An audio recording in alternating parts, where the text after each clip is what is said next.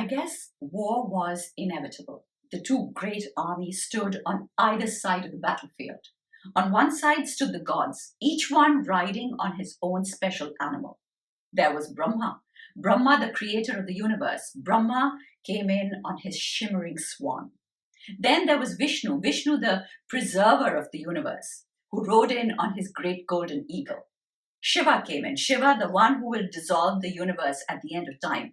Shiva came in on his enormous snorting bull. Indra, the god of the thunderbolt, on his giant white elephant. Kartikeya, the god of battle, on his gorgeous peacock. There was Ganesh, the one who removes all obstacles, riding in on his magnificent mouse. Yamraj, the god of death, on his big black buffalo, and so on and so on, in their thousands. On the other side stood the demon commanders, each one larger than a mountain, each one with an army so huge it seemed to stretch across the galaxies and beyond.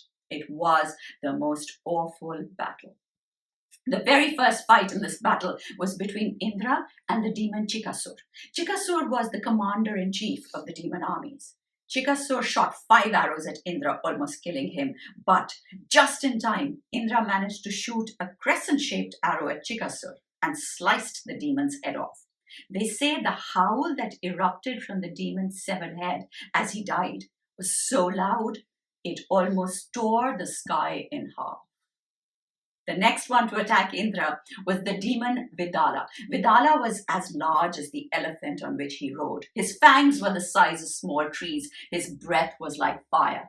Indra shot at him with arrows covered in the deadliest poisons, thousands and thousands of arrows. But the demon brushed them aside as if they were just feathers. But with a little bit of trickery and a little bit of deceit, Indra managed to cut him down as well. The next demon on the field was the giant Tamra. With a roar that made the planets wobble, Tamra and his battalions descended on the armies of the gods like a great big black cloud, attacking them from every side. On the other side, on the side of the gods, Varuna, the lord of the oceans, joined the battle. Varuna had a lethal weapon. He had a rope made of water that could become a noose to go around your neck. And this was truly the most uncanny weapon because it seemed to stay always in the sea god's hand. And yet it also flew around everywhere, wrapping itself around the necks of thousands of enemy soldiers, all at the same time, choking the life out of them so that their tongues lolled out and their eyeballs rolled out of their sockets. Next to Varuna stood Yamraj, the god of death, with his weapon, the glowing staff. Yamraj's weapon was hardly less awesome than Varuna's fluid rope.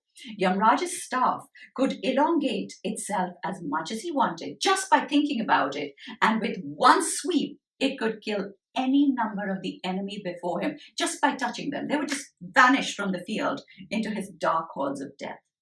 And as the demon Tamra rode towards them, Yamraj took his magical staff and hit Tamra in the face with it. But Tamra did not vanish into death. As a matter of fact, he wasn't even shaken by the blow.